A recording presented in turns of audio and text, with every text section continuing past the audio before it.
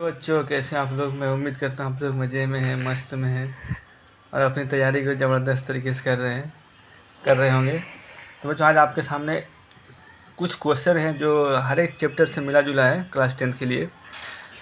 ये सब करीब 11 क्वेश्चन आज हम आपके सामने लेकर आए हैं। थोड़ा वीडियो लंबा जाएगा, आप अंत में देखेंगे। बहुत यूजफुल क्वेश्चन है जो एग्ज़ाम में 110% जो क्वेश्चन लड़ेगा ही लड़ेगा। ठीक है, इसलिए आप लोग जरूर इस वीडियो को अंत तक देखें। और तो बच्चों आज का सबसे पहला क्वेश्चन समांतर श्रेणी से है। उस एपी का 31वां पद ज्ञात कीजिए जिसका 11वां पद 38 और 16वां पद 73 है। जब इस तरीके का क्वेश्चन रहेगा तो आपको क्या करना है, पहले लिखना है किसका किसका मान दिया। कह रहा कि 31वां पद 38, 11वां पद 38 है, यानी क्या दिया हुआ T11 बराबर 38 दिया हुआ। ठीक है, और दूसरा क्या दिया हुआ बच्चों, T16 बराबर 73 दिया हुआ। ठीक है, तो आपको क्या होगा, यहाँ से एक श्रेणी निकल जाएगा। क्या निकल जाएगा, एक श्रेणी तैयार हो जाएगा, है ना।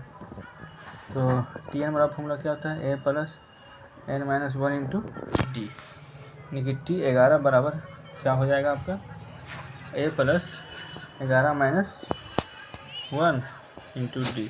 T11 मान क्या दिया बच्चों, 38 बराबर ए प्लस 10D।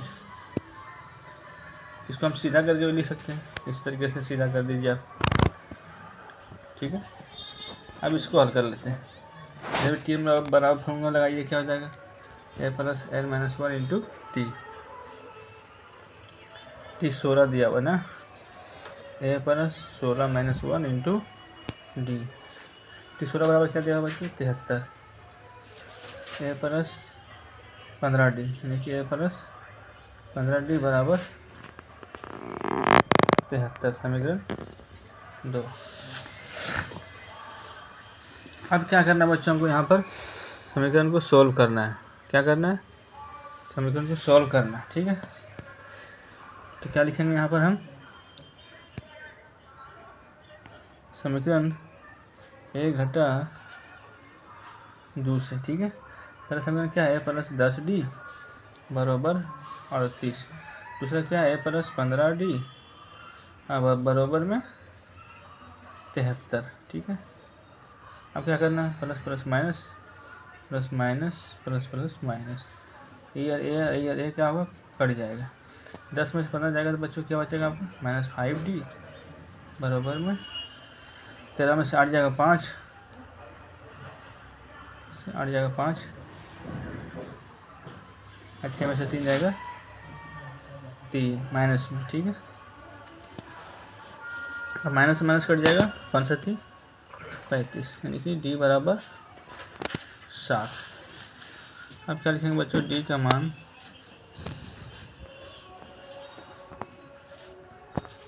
समीकरण 1 में या 2 में किसी में भी रख सकते हैं, रखने पर, है ना। समीकरण 1 क्या है हमारा, ए प्लस 10D बराबर 38, ए प्लस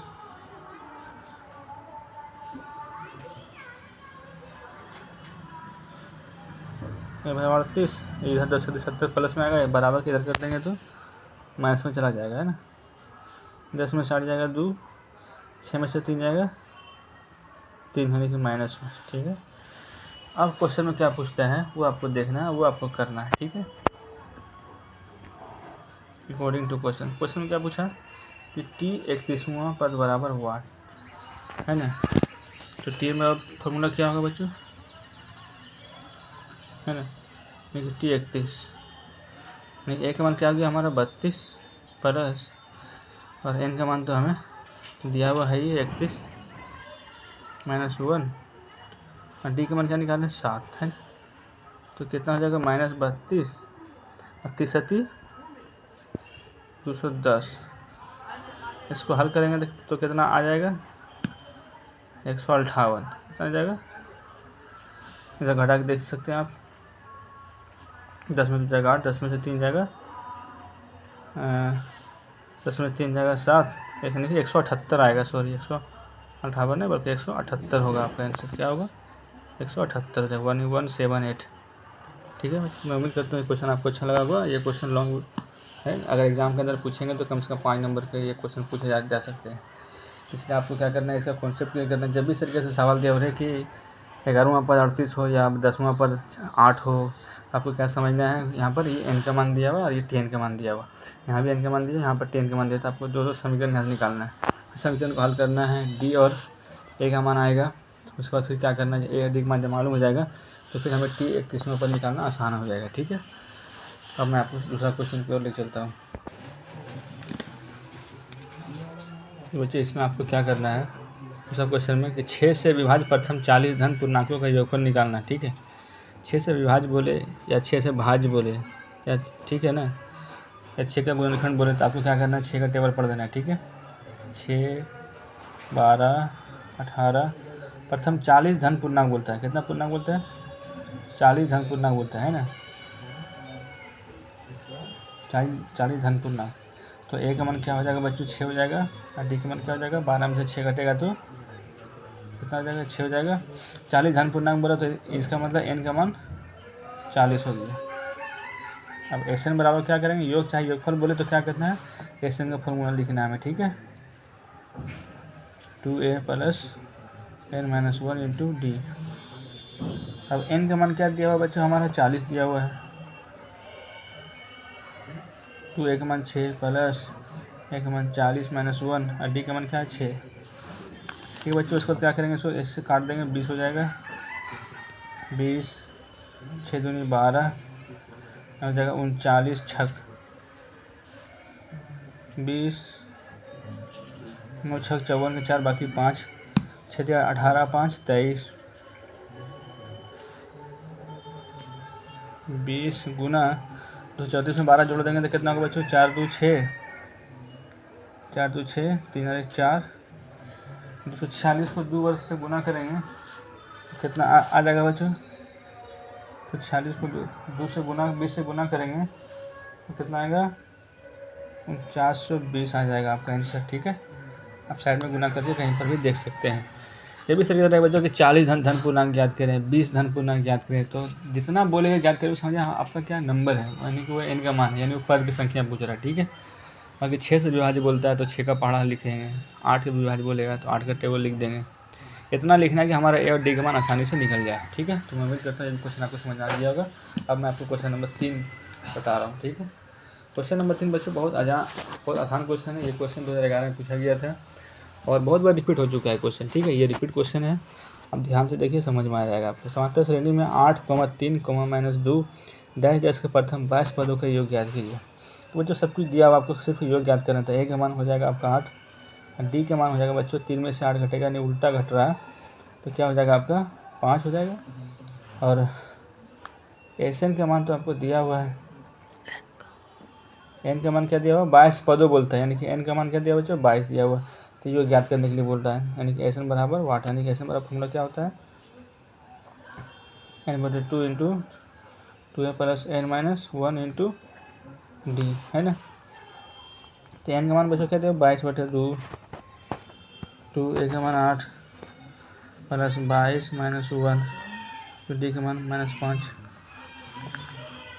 2 से 11 काटेंगे, 22 काटे 11 बार लिखा कट गया, 8 दूनी 16, 21 बचे, 21 गुना -5, 21 बचे 105।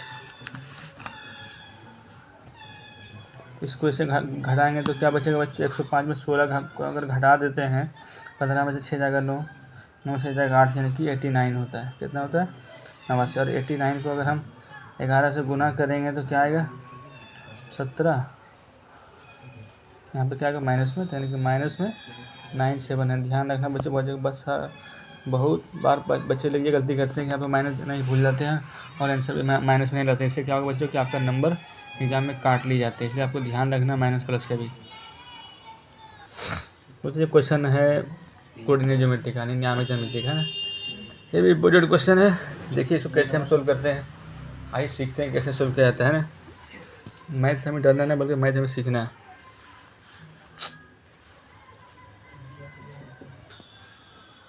तो इसमें कह रहा है इतना कि मूल बिंदु से दूरी 5 इकाई हो तो एक्स का मान ज्ञात करें।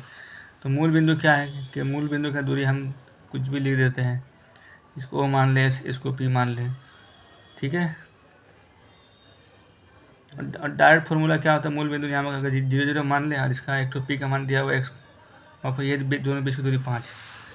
तो डायरेक्ट हम इसका फॉर्मूला क्या लिख सकते हैं, ओ पी बराबर, यानी कि मूल बिंदु के बीच की दूरी वाला फॉर्मूला लिख सकते हैं x square plus y square. आप इसको दो बिंदु बीच की दूरी पर भी हल करेंगे तो आपका आंसर वही आएगा जो इस फॉर्मूला से आता है, क्योंकि 0 में एक्स घटाएंगे तो एक्स स्क्वायर ही बच जाएगा, 0 में से वाई घटाएंगे तो वही वाई स्क्वायर बच जाएगा, ठीक है। अब ओ पी का मान क्या दिया बच्चों 5।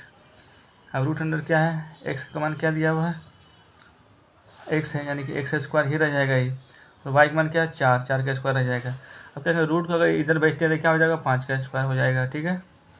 फिर यहाँ पर क्या बचेगा, ये एक्स स्क्वायर प्लस 16 हो जाएगा ये, तो ये हो जाएगा 25 माइनस 16 बराबर एक्स स्क्वायर, ठीक है।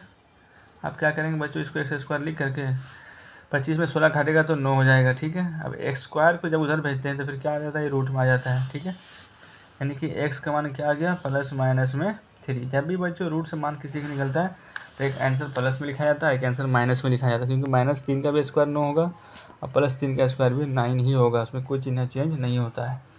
तो अब लिख देंगे अतः एक्स बराबर 3 -3, इसी का आंसर पूछा था कि एक्स का मान बताइए। बच्चों क्वेश्चन नंबर 5 और भी इम्पोर्टेंट क्वेश्चन है, ठीक है। आप ध्यान से देखिए, क्वेश्चन आपको बहुत ईजी लगेगा, आसान लगेगा, ठीक है। मतलब y के किस मान के लिए बिंदु 2, -3 तथा 10, y के बीच की दूरी 10 इकाई होगी। कि मान लीजिए कि दो बिंदु के बीच की दूरी ले लेते हैं, ठीक है। इसको हम क्या ले लें, इसको a मान लेते हैं, एक है नियम क्या है 2, -3, इसको b मान लेते हैं, ये हो जाएगा 10, y, ठीक है। दोनों के बीच की दूरी क्या है 10 इकाई है। तो ए बी मतलब क्या, दो बिंदु के बीच की दूरी का फॉर्मूला क्या होता है, x2 - x1 का होल स्क्वायर, y2 - y1 का होल स्क्वायर। तो ए बी के बीच की दूरी मान कितना है 10 दिया हुआ है। x2 का मान क्या दिया हुआ है बच्चों, आप इधर कोशिश करें कि x1 का मान पहले लिख दें और x2 का भी मान लिख दीजिए, ठीक है। और फिर क्या करना है, y1 का भी मान लिख दीजिए और y2 का भी मान लिख दीजिए, ठीक है, ताकि आपको क्वेश्चन समझने में आसान हो। अब बच्चों x2 का मान क्या दिया हुआ हमारा 10 और x1 का मान क्या दिया हुआ बच्चों 2, y2 का मान क्या बच्चों y, y1 का मान क्या है, एक यहाँ माइनस है और एक क्वेश्चन के अंदर माइनस है, माइनस माइनस प्लस हो जाएगा 3। अब क्या करेंगे बच्चों, रूट को अभी दे देंगे, पहले ब्रैकेट के अंदर हल कर लेते हैं, 10 में 2 जाएगा 8, 8 का स्क्वायर 64। इसको क्या करेंगे, तोड़ लेंगे फॉर्मूला पर, Y square A square plus B square plus 2ab पर, है ना। तो 2ab करेंगे 2ab, यानी कि 3 दूनी 6y, ठीक है, 6y। अब रूट को बच्चों इधर भेज देना है। पहले एक बार और हम देख लेते हैं, रूट के अंदर कुछ कैलकुलेशन हमें दिखाई दे रहा है। वाई स्क्वायर प्लस 6y को लिख लें, 64 9 को जोड़ देंगे तो कितना आ जाएगा बच्चों 73 आ जाएगा, कितना आएगा। अब रूट को अगर इधर भेजते हैं तो क्या आ जाता है, इधर वाला संख्या स्क्वायर में आ जाता है, ठीक है, और इधर से रूट खत्म हो जाती है, ठीक है। अब इसको क्या करते हैं बच्चों, हम सीधा करके एक बार लिख लेते हैं ताकि आपको कैलकुलेशन करने में दिक्कत ज़्यादा ना हो, ठीक है। कोशिश करेंगे हम या की चीज़ ना भूलेंगे, ठीक है, क्योंकि इससे नंबर कटता है एग्जाम के अंदर। किसी भी अल्फ़ाबेटिकल का मान निकालना रहे या चिन्ह देना पड़ेगा आपको हर हालत में। Y square plus 6y plus 73 minus 100 हो जाएगा, बराबर के इधर ला लें तो क्या होगा, इसका साइन चेंज हो जाएगा, है ना। वाई स्क्वायर प्लस 6y, बच्चों इसमें से अगर 73 में से अगर 100 घटाएंगे तो हमारा कितना बचेगा, -27 बचेगा, कितना बचेगा, -27 बचेगा, ठीक है। वाई स्क्वायर, और उसको क्या करते हैं हम गुणनखंड कर दें तो 9y - 3y -27 बराबर 0। अब क्या करेंगे बच्चों, y को कॉमन लेंगे तो y प्लस 9 -3 y प्लस 9 बराबर 0, y प्लस 9 इंटू वाई -3 बराबर 0, y प्लस 9 बराबर 0।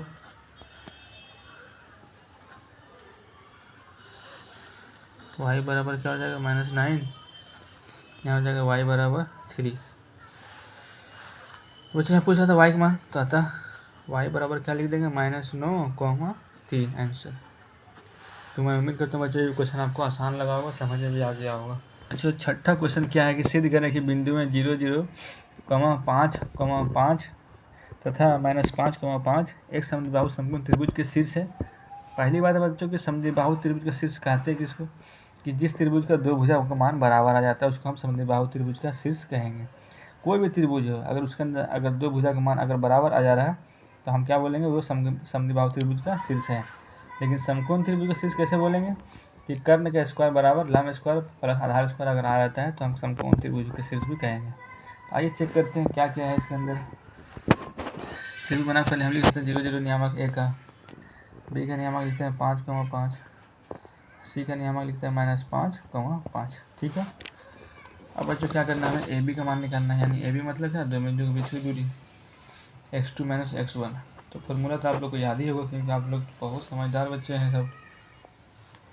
प्लस y2 - y1 का होल स्क्वायर, है ना। तो x2 का मान क्या है बच्चों,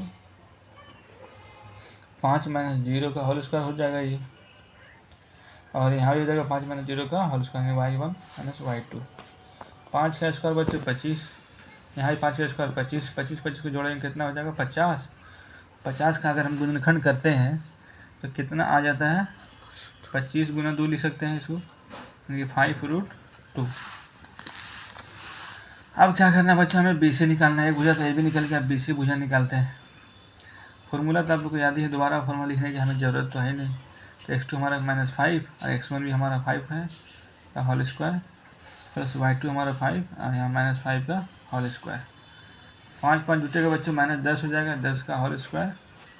ये बच्चों कट जाएगा 0, ये तो खत्म हो गया आपका 0 का स्क्वायर। ठीक है, यहाँ का बचेगा 100, 100 का वर्गमूल 10 होता है। ठीक है। अब बच्चों क्या निकालना है, हमें AC निकालना है, तीसरी भुजा जो बचा है। यहाँ भी क्या होगा बच्चों, x2 - x1 का होल स्क्वायर, 5 - 0 का होल स्क्वायर। ठीक है, ये रूट सही से नहीं दिलाया यार, कैसे हो जाएगा। ठीक है, 5 का स्क्वायर क्या होगा बच्चों 25, यहाँ भी 5 का स्क्वायर 25, 25 25 यानी 50, यानी कि कितना हो जाएगा 5√2। तो बच्चों जिस त्रिभुज के दो भुजा आगे बराबर तो क्या हो जाएगा, वो समद्विबाहु त्रिभुज का शीर्ष होगा। लेकिन समकोण त्रिभुज करने के लिए क्या करना होगा हमें,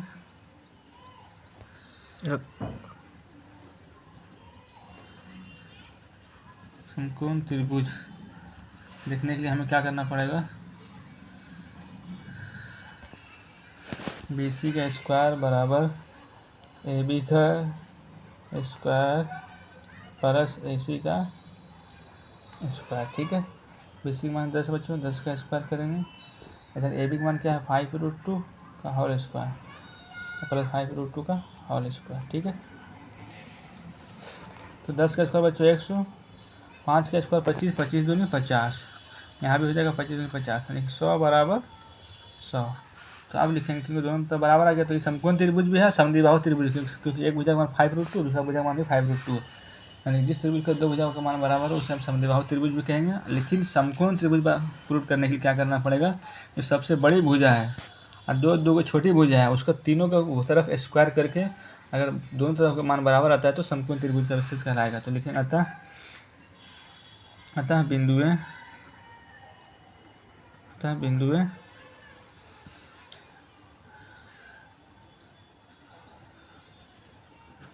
समद्विबाहु एवं समकोण त्रिभुज का शीर्ष है। क्वेश्चन नंबर 7 है, तो कैसे सॉल्व करना है ये देखते हैं। पहले दिया सेक थीटा बराबर 13/12। सेक थीटा का मतलब क्या है कि ये दिया हुआ सेक थीटा बराबर 13/12, यानी कि इसका मतलब h/b का मान दिया हुआ। तो आपको क्या करना है, p का मान निकालना पहले। ठीक है, तो p का फॉर्मूला क्या होता है बच्चों, h² - b² होता है ना। तो क्या करेंगे, p का मान, h का मान क्या है 13 का स्क्वायर, b का मान मतलब 12 का स्क्वायर। ठीक है, तो 13 का स्क्वायर बच्चों होता है 169, 12 का स्क्वायर 144, इसको घटा देंगे तो कितना बचेगा 25, 25 का वर्गमूल 5 होता है। ठीक है, अब अकॉर्डिंग टू क्वेश्चन आपसे क्या पूछा जा रहा है यहाँ पर, cos theta plus tan theta. cos theta का फॉर्मूला क्या होता है बेटा, होता है बच्चों B/H होता है। तो B का मान क्या है 12 और H का मान क्या है बच्चों 13। टेन थीटा का मान क्या होता है बच्चों P/B। तो P का मान 5 निकाले हम और B का मान 12। तो 13 और 12 का एलसीएम लेना है।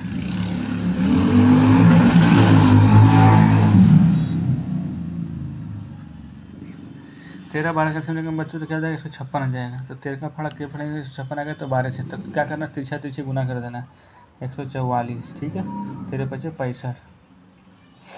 तो जोड़ देंगे तो कितना आ जाएगा बच्चों 5 4 9 6 6 10 के 0 बाकी 1 1 1 2 देखिए 200/156। तो मैं उम्मीद करता हूँ इस तरीके से क्वेश्चन भी आप आसानी से एग्जाम के अंदर भी सोल्व कर लेंगे। जब भी दो भुजक मान दिया हुआ रहे या तो सिंगल ही दिया हुआ रहे तो नहीं कुछ अगर दिया हुआ रहेगा बट्टे में तो आप क्या करेंगे एक लिख देंगे दो भुजक मान मालूम हो जाएगा। तीसरा भुजक मान आप इस तरीके से निकाल करके फिर जिसका मान पूछेगा यहाँ पर कोस 10 पूछा तो हम कोस 10 का निकाले। वहाँ हो सकता है सेक का मान पूछ लेता कॉट का मान पूछ लेता तो आपको उस तरीके से निकालना है। ठीक है तो बच्चों पहले क्या करेंगे कह रहा है सिद्ध करें कि √1 - sin A/1 + sin A = sec A - 10 है। तो क्या करेंगे इसको सबसे पहले हमको क्या करना है 1 - sin A/1 + sin A। इसको क्या करना बच्चों यहाँ पर प्लस है तो क्या करना है आपको माइनस से गुना कर लेना है। ठीक है अब ऊपर में क्या बच्चों दोनों एक जैसे हैं यानी कि A × A तो A² लिख सकते हैं। उसी तरीके से क्या करेंगे हम इसको A² के तरीके से लिख सकते हैं। दो बार लिखने की आवश्यकता नहीं है। यहाँ नीचे क्या है बच्चों A + B A - B के फॉर्मूला फॉर्म में तो इसको हम क्या लिख सकते हैं A² - B²। अब क्या करना है ऊपर जिस तरीके से उसी तरीके से लिखते रहें। नीचे क्या 1 - sin² A का फॉर्मूला होता है cos A²। ठीक है अब बच्चों देखो क्या है रूट के अंदर 2 है तो हम क्या करेंगे 1 निकालेंगे तो रूट के अंदर से बाहर हो जाएगा। नीचे 2 कोस है तो 1 निकालने बाहर हो गया। ठीक है अब यहाँ से क्या करना आपको अब यहाँ से क्या करना अलग अलग कर लेना 1/cos A - sin A/cos A। अब इसका फॉर्मूला होता है बच्चों sec A इसका होता है 10A जो कि आपका RHS प्रूफ। बच्चों क्वेश्चन नंबर 9 क्या बोल रहा है कि cot थीटा - cos थीटा बटे cot theta + cos theta = cosec theta - 1 और cosec थीटा + 1 सिद्ध करना है। इसको हम क्या करते हैं LHS से लेते हैं। ठीक है cot थीटा - cos थीटा बटे cot थीटा + cos थीटा = हाँ अब क्या करना है बच्चों इसको कोस और साइन के रूप में चेंज कर लेंगे। हम बताएं ना कोई भी सवाल रहे इसको क्या करना है साइन कोस में आपको चेंज करते रहना है। ठीक है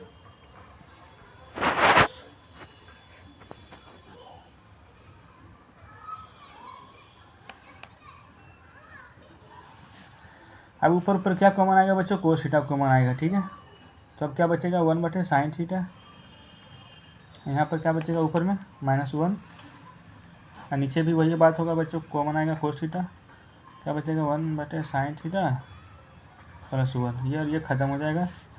तो अब क्या बचा बच्चों हमारा यहाँ पर 1/sin का फॉर्मूला क्या होता है cosec थीटा होता है -1। यहाँ इसका फॉर्मूला क्या होगा cosec + 1 RHS प्रूफ।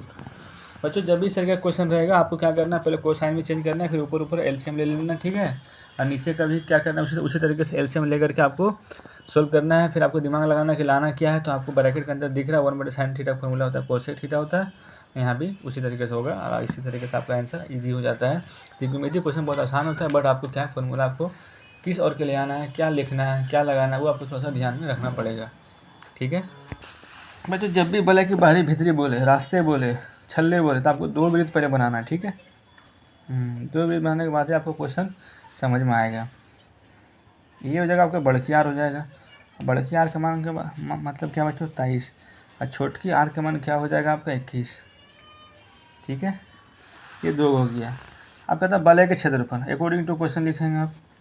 ठीक है यहाँ पर लिख दीजिए बड़की आर बराबर आपका 23 हो गया छोटकी आर बराबर 21 हो गया सेंटीमीटर। वलय का क्षेत्रफल फॉर्मूला होता है बच्चों पाई इंटू बड़की R² - छोटकी R²। पाई के रूप में ही रहने देंगे, ठीक है। पहले लिख देते हैं 23 का स्क्वायर माइनस 21 का स्क्वायर। बच्चों 23 का स्क्वायर कितना होता है? 529 होता है। 21 का स्क्वायर 441 होता है। अब इसको आपको घटाना है, ठीक है। 9 में से 1 जाएगा तो 8 होगा, 12 में से 4 जाएगा तो 8 होगा, यानी कि 88। घटा के भी देख लेते हैं, 8 12 में से 4 जाएगा 88 पाई हो गया। बच्चों अगर हम पाई का मान बैठा दें तो कोई दिक्कत नहीं, इससे नहीं भी बैठाएंगे तो इससे भी कोई दिक्कत नहीं है, ठीक है। अगर बैठा भी दे तो भी दिक्कत नहीं, नहीं भी बैठाएं तो कोई दिक्कत नहीं, ठीक है। अब आपको क्या करना है? 88 गुना 22 करना है, 7 से क्या करना है? इसको डिवाइड कर देना है, ठीक है। तो 22 में 88 कितना हो जाएगा? यहाँ देख लेते हैं। 8 16 16 17 176 713 बाकी है, यानी कि इतना आ गया आपका 1936/7। ये हो गया आपका सेंटीमीटर स्क्वायर। आप चाहो तो इसको पॉइंट में भी आंसर ला सकते हो भागा दे करके, ठीक है। वो आप कर लेना। क्वेश्चन नंबर 11 और आखिरी क्वेश्चन आज का बच्चों, जो आपके एग्जाम के अंदर बहुत इंपॉर्टेंट क्वेश्चन है। ये आपका NCERT का भी क्वेश्चन है। एक लंबी शंकु का आयतन 105 सेंटीमीटर की है और ऊंचाई 12 सेंटीमीटर है, तो त्रिज्या की ऊंचाई निकालना। शंकु की त्रिज्या ऊंचाई बोलते हैं L, यानी तिरछी ऊंचाई। इस तरीके से बच्चों मान जाए कि एक शंकु का फिगर बनाया जाए, ठीक है। ये शंकु है हमारा, ठीक है। इसको त्रिज्या ऊंचाई बोलते हैं। ये सामने क्या हमारा? ये H है। यहाँ से यहाँ तक जो हमारा ये जो रेखा है, ये इसको R बोलते हैं, ठीक है। तो ऊंचाई है क्या बच्चों? शंकु का ऊंचाई, शंकु की ऊंचाई बराबर 12 सेंटीमीटर, ठीक है। शंकु का आयतन दिया हुआ है, तो लिख लीजिए पहले। शंकु का आयतन का फॉर्मूला क्या होता है? 1/3 पाई² H। आयतन का मान क्या दिया बच्चों? 100 पाई दिया हुआ है। 1/3 और गुना पाई गुना R², और H का मान क्या है? 12। पाई खत्म बच्चों, 3 चौक 12, 4 से फिर इधर काट दिए 25 चौक 100, यानी 25 बराबर R², ठीक है। यानी कि R बराबर क्या हो जाएगा? √25। R का मान क्या निकल जाएगा बच्चों? 5। अब पूछता है बच्चों L का मान, तो L बराबर अकॉर्डिंग टू क्वेश्चन L बराबर फॉर्मूला होता है बच्चों √H² + R²। देखिए L सबसे बड़ी भुजा होती है, इसलिए H और R को जोड़ करके निकाला जाता है। H का मान क्या होता है बच्चों? 12 का स्क्वायर, और R का मान क्या है? 5 का स्क्वायर। तो 12 का स्क्वायर करेंगे √, फिर से एक बार लिख दे रहे हैं ताकि आपको क्वेश्चन समझने में दिक्कत ना हो। स्पेस कम हो गया था वहाँ पे। 12 का स्क्वायर 144 और 5 का स्क्वायर 25, जोड़ देंगे बच्चों 169। ये रहा आपका आज तक आंसर। तो बच्चों जब भी इस तरह का क्वेश्चन रहेगा तो आपको इसी तरीके से सोल्व करना। आपको देखना है किसका मान है, किसका मान नहीं दिया हुआ है।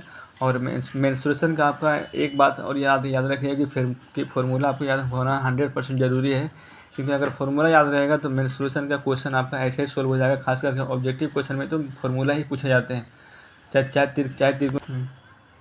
यहाँ पर क्या होगा बच्चों? रूट के अंदर आएगा, ठीक है। रूट के अंदर क्या जाएगा? 169 हो जाएगा। इसका वर्गमूल क्या निकल जाएगा? 169 का 13 निकल जाएगा। थोड़ा सा मिस्टेक हो गया था, ठीक है। तो बच्चों आज का सेवा यहीं तक। ये बहुत इम्पोर्टेंट क्वेश्चन था जो एग्ज़ाम के अंदर पूछे जाने वाली पूरी संभावना है, पूरी उम्मीद है। हम ये भी कॉन्फिडेंस के साथ गारंटी साथ नहीं कर सकते कि सारा क्वेश्चन एग्जाम में लड़ ही जाएगा, लेकिन इतना ज़रूर है कि कुछ क्वेश्चन लड़ेंगे। इसलिए आप पूरा क्वेश्चन को देख करके जाएँ ताकि आपके अंदर कॉन्फिडेंस बिल्ड हो जाए, ताकि आपको एग्ज़ाम के अंदर डर ना लगे, भय न लगे, और आप एक कॉन्फिडेंस के तौर पर जाएँ और आपके पास एक मोटिवेशन रहे कि हाँ हम तो बहुत सारा क्वेश्चन बना करके आए हैं, बहुत सारा क्वेश्चन हम जानते हैं। और सबसे बड़ी बात है कि बच्चों आपको मैथ का हर एक चैप्टर का फॉर्मूला याद करें। अगर याद ना है तो अभी भी याद करें। और हमारे चैनल पर अगर नए तो हमारे चैनल को सब्सक्राइब कर लें, और जो वीडियो नहीं देखें वो भी वीडियो जाकर के आप देखें, ताकि आपको मैथ जो है आसान हो जाए और मैथ सीख भी लें, क्योंकि हम मैथ पढ़ाते नहीं बल्कि मैथ सिखाते हैं। तो बच्चों मिलते हैं मैं नेक्स्ट वीडियो में कुछ और इम्पोर्टेंट टॉपिक के साथ। आज की सेवा यहीं तक। जय हिंद, जय भारत।